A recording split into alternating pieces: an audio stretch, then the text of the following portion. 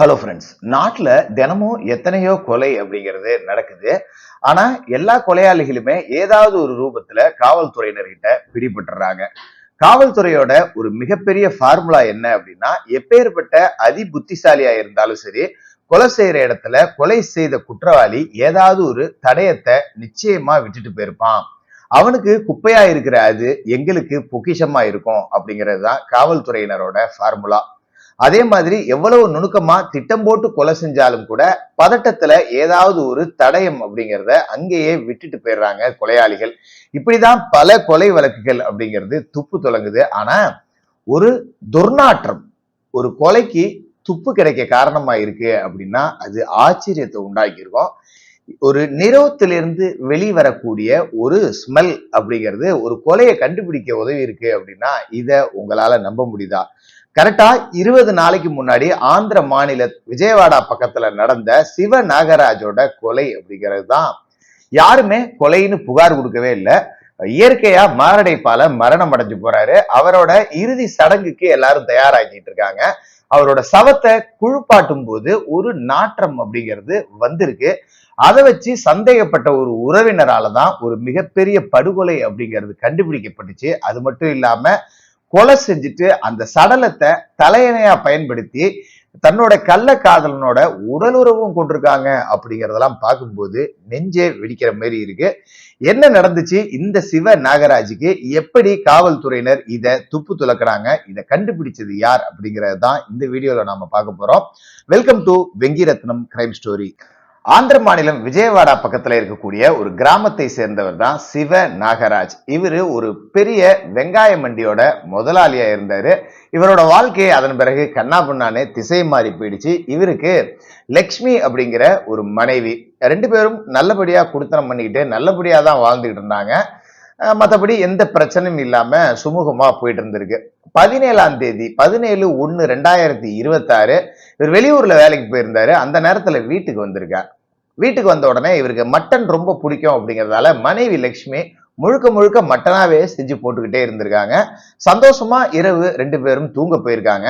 காலையில எந்திரிச்சு பார்த்தா அவரு இறந்து கிடந்திருக்கார். தன்னோட கணவர் மாரடைப்புல இறந்து போயிட்டாரு, நிறைய மட்டன் சாப்பிட்டது, ஏற்கனவே அவருக்கு பிபி இருக்கு அப்படிங்கிறதால மாரடைப்புல இறந்துட்டார் அப்படின்னு சொல்லி கதறி அழுதுருக்காங்க லட்சுமி. உறவுக்காரர்கள் எல்லாமே வந்து பார்த்து மாரடைப்புல இறந்து போயிட்டான் அப்படின்னு சொல்லிட்டு சொந்த பந்தங்கள் எல்லாத்துக்கும் சொல்லிட்டு இறுதி ஊர்வலம் அப்படிங்கிறதையும் தயார்படுத்துறதுக்கான வேலைகள் நடக்குது. காட்டுக்கு சொல்லி அனுப்பியாச்சு, சொந்தக்காரங்களுக்கு சொல்லியாச்சு, எல்லாரும் வந்துட்டாங்க. எல்லாரும் கதறி அழுது முடித்த பிறகு சிவன் நாகராஜோட உடலை அடக்கம் செய்யறதுக்கு முன்னாடி குளிப்பாட்டக்கூடிய சடங்கு அப்படிங்கிறது நடக்குது. அப்ப சிவநாகராஜோட பாடியை தூக்குன அவரோட நண்பருக்கு ஒரு விதமான பிசுபிசுப்பு அவரோட முகத்தில இருந்து வந்திருக்கு. என்னடா சம்மந்தம் இல்லாம முகம் பிசுபிசுங்குத, ஹார்ட் அட்டாக்ல இறந்தவன் முகம் ஏன் பிசுபிசுன்னு இருக்கு, இது என்ன திரவம் அப்படின்னு சொல்லிட்டு ஸ்மெல் பண்ணி பார்த்திருக்காரு. இங்கதான் ஒரு பெரிய டர்னிங் பாயிண்ட். என்னன்னா ஆணுரையிலிருந்து வரக்கூடிய அந்த லூப்ரிகண்டுக்காக ஒரு திரவம் அப்படிங்கிறது இருக்கும்.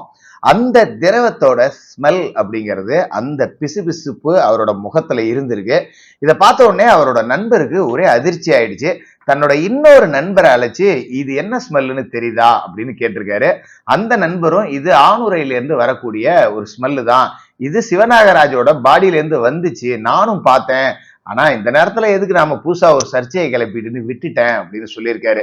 இல்ல இதுல ஏதோ சந்தேகம் இருக்கு அப்படின்னு சொல்லிட்டு மனைவி கிட்ட கேட்டிருக்காங்க. அதெல்லாம் ஒண்ணும் இல்லையே அப்படின்னு சொல்லிட்டு கதறி அழுதபடியே அவரோட மனைவி லட்சுமி தன்னோட முந்தானையால முகத்தை வேகமா துடைக்கிறதுக்கு முயற்சி செஞ்சிருக்காங்க. ஆனா நண்பர்கள் விடாம தடுத்து நிறுத்தி காவல்துறைக்கு இது சந்தேக மரணமாயிருக்கு, நீங்க வாங்கன்னு சொல்லி விசாரணைக்கு வர சொல்லியிருக்காங்க. காவல்துறையினர் வந்து பார்த்துட்டு இது ஆணுரையிலிருந்து வரக்கூடிய ஒரு ஸ்மெல்லு தான், இது எப்படி டெட் பாடி மேல வந்துச்சு, சந்தேகமா இருக்கு அப்படின்னு சொல்லி உடனே சிவ நாகராஜோட பாடியை அடக்கம் செய்ய விடாம பிண கூராய்வுக்காக மருத்துவமனைக்கு எடுத்துட்டு போயிருக்காங்க.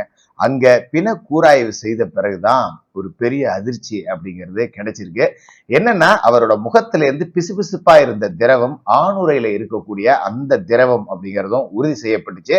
அது மட்டும் இல்லாம அவரோட நெஞ்சு எலும்புகள் 3 இடத்துல உடைஞ்சிருக்கு அப்படிங்கிறதும் பிண கூராய்வு அப்படிங்கிறதுல கண்டுபிடிச்சாங்க.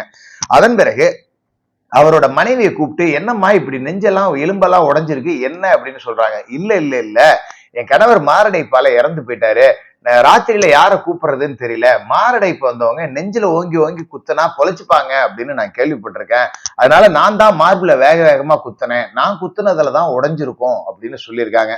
ஆனா லக்ஷ்மி இருந்த சைஸுக்கு அவங்களால அவ்வளவு பலமா குத்த முடியாது அப்படின்னு சந்தேகப்பட்ட காவல்துறையினர் லக்ஷ்மி கிட்ட கிடுக்கிப்பிடி விசாரணை அப்படிங்கறத செஞ்சிருக்காங்க. அங்க லக்ஷ்மி சொன்ன தகவல் தான் ஒட்டுமொத்த ஆந்திராவையே உலுக்கி எடுத்திருக்கு. என்னன்னா, இந்த சிவநாகராஜ் லட்சுமி தம்பதிகள் நல்லபடியா வாழ்ந்துகிட்டு இருந்திருக்காங்க. சிவநாகராஜ் ஒரு வெங்காய மண்டி அப்படிங்கிறத வச்சுக்கிட்டு இருந்திருக்கார். பிள்ளைகள் வளர்ந்து எல்லாம் படிக்க போன பிறகு லட்சுமி, நான் தனியா தானே இருக்கேன், நானும் ஏதாவது வேலைக்கு போறேன்னு சொல்லிட்டு விஜயவாடாவில் இருக்கிற ஒரு சினிமா தியேட்டருக்கு வேலைக்கு போயிருக்காங்க. அங்க லட்சுமிக்கு கவுண்டர்ல டிக்கெட் கொடுக்கிற வேலை. தினமும் அங்க சினிமாவுக்கு வரக்கூடிய கோபி அப்படிங்கிற ஒரு நபரோட பழக்கம் அப்படிங்கிறது ஏற்படுது. விளையாட்டா ஆரம்பிச்சு சிரிச்சு பேசி நாளடைவில் அது கள்ளக்காதலா மாறி இருக்கு. இந்த கள்ளக்காதல் தொடரணும் அப்படிங்கிறதுக்கு தன்னோட கணவர் ரொம்ப டிஸ்டர்பா இருக்காரு அப்படிங்கறதால லக்ஷ்மி தன்னோட கணவர்கிட்ட இருந்து விலக தொடங்கி இருக்காங்க. என்ன காரணம் சொல்லியிருக்காங்கன்னா, நீ எப்ப பார்த்தாலும் வெங்காய மண்டில இருந்து வர, உன் மேலேயே வெங்காய வாடை அடிக்குது, என்னால உன் கூட வாழ முடியல அப்படின்னு தொடர்ந்து சொல்லிட்டு இருந்திருக்காங்க. மனைவியோட நடத்தை, அவரோட நடை உடை பாவனைகள் இதெல்லாம் மாற தொடங்கி இருக்கு. ஏன் இப்படி ஒதுங்கி ஒதுங்கி போறா மனைவி, ஓ இந்த வெங்காய பிரச்சனை தானா அப்படின்னு சொல்லி கேட்கவும், நம்ம தொழில் அதுதானடி, நம்ம என்ன பண்றதுன்னு கேட்க, இல்ல இல்ல இந்த தொழிலை நீ செய்ய வேணாம், நீ எங்கேயாவது ஹைதராபாத் பக்கம் போய் வேலைக்கு போ, இந்த தொழில் நமக்கு வேண்டாம்னு சொல்லி மூளை செலவை செஞ்சிருக்கா. மனைவியோட சொல்லுக்கு கட்டுப்பட்டு இந்த சிவ நாகராஜும் ஹைதராபாத்ல போய் லாரி டிரைவர் வேலை செஞ்சிருக்கார். லாரி டிரைவர் வேலை பார்த்துட்டு மாசத்துக்கு ஒரு தடவை வீட்டுக்கு வர்றது போறது இப்படியே இருந்திருக்காரு. இந்த சூழல்ல தான் கடந்த ஜனவரி மாசத்துல வீட்டுக்கு வந்திருக்கார். 17ஆம் தேதி வீட்டுக்கு வந்தவருக்கு காலையிலயும் மட்டன், மதியமும் மட்டன், ராத்திரியிலும் மட்டன் அப்படின்னு மட்டனா சமைச்சு கொடுக்குறாங்க. அடுத்த நாள் காலையில அவரு ஊருக்கு போகணும், ஹைதராபாத்துக்கு டியூட்டிக்காக. அந்த நேரத்துல அவரோட கள்ளக்காதலனால கோபி கிட்ட இருந்து தகவல் வந்திருக்கு. இந்த ஆள் என்ன இப்படி இருக்காரு போறாரு அப்படின்னு சொல்லிட்டு வாக்குவாதம். சரி இவன் இடைஞ்சலா இருக்கான், நேத்து ஊருக்கு போறேன்னா, முந்தா நேத்து ஊருக்கு போறேன்னா, ஆனா போக மாட்டேங்கிறான், இவனை போட்டு தள்ளிடலாமா அப்படின்னு ஒரு திட்டம் அப்படிங்கிறதையும் தீட்டி இருக்காங்க. இதனால சிவ நாகராஜ கொலை செய்யணும் அப்படின்னு முடிவெடுத்து சிவ நாகராஜ 2 பேரும் சேர்ந்து தீர்த்தம் கட்டிட்டாங்க. அவருக்கு நிறைய தூக்க மாத்திரைகளை அதிகமா போட்டு அவரை தூங்க வச்சு அதன் பிறகு மூச்சை தலவாணியை வச்சு அழுத்தி பிடிச்சு நெஞ்சில ஏறி மங்கு மங்குன்னு மிதிச்சு சிவ நாகராஜ கோபியும் லக்ஷ்மியும் சேர்ந்து கொலை பண்ணிருக்காங்க. கொலை செஞ்ச உடனே இவர் இறந்துட்டார் அப்படின்னு கன்ஃபார்ம் பண்ணிருக்காங்க. உடனே கோபி, நான் இங்க இருந்து கிளம்பி போயிடுறேன், நீ உறவுக்காரங்கள்ட்ட எல்லாம் காலையில ஹார்ட் அட்டாக்ல இறந்துட்டாருன்னு சொல்லிடு அப்படின்னு கிளம்பியிருக்காப்ல. ஆனா லக்ஷ்மி கொஞ்சம் கூட ஈவி இறக்கம் இல்லாம, இவன் தான் செத்து போயிட்டானே, இனிமே நமக்கு யாரும் தடை இல்லை, நம்ம இன்னைக்கு ஒரு நாளைக்கு சந்தோஷமா இருப்போம் அப்படின்னு சொல்லிட்டு கணவரோட உடலையே தலையணையா பயன்படுத்தி அது மேலேயே படுத்துக்கிட்டு கோபி கூட சல்லாபத்திலையும் இருந்திருக்கா.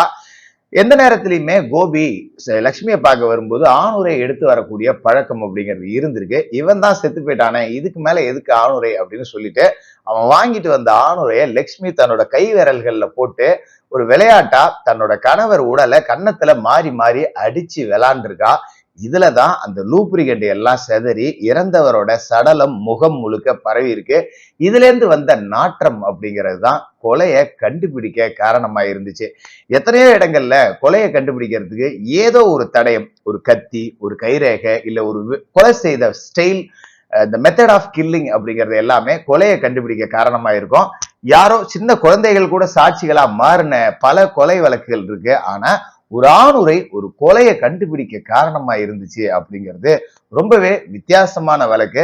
ஒரு நண்பர் இறந்துட்டாரு, அவரோட முகத்துல ஒரு சின்ன ஸ்மெல் வருது அப்படின்னு பிணத்தை குளிப்பாட்டும் போது சந்தேகப்பட்ட சிவ நாகராஜோட நண்பரால தான் இந்த கொலை அப்படிங்கிறது துப்பு துலக்கப்பட்டுச்சு. இன்னைக்கு கோபியும் லட்சுமியும் சிறையில கம்பி எண்ணிட்டு இருக்காங்க. சிவ நாகராஜ் லட்சுமி தம்பதிகளோட 2 குழந்தைகளும் எந்த பாவமும் செய்யாமல் அனாதையாகி நிர்கதியா நிக்கிறாங்க. எந்த பாவமும் செய்யாத சிவ நாகராஜ் தன்னோட உயிரையே இழந்து தவிக்கிறார். ஆந்திராவை உலுக்கிய இந்த வழக்கு அப்படிங்கிறது, இந்த திருமணம் கடந்த உறவு எப்பேற்பட்ட ஆபத்துல கொண்டு போய் விடும், உயிர்களை பறிக்கும், குழந்தைகளை அனாதைகளாக்கும் அப்படிங்கறத எல்லாத்தையுமே மக்கள் முன்னாடி வைக்கணும் அப்படிங்கிறதுக்காக தான் இந்த வீடியோ தொடர்ந்து பேசும்.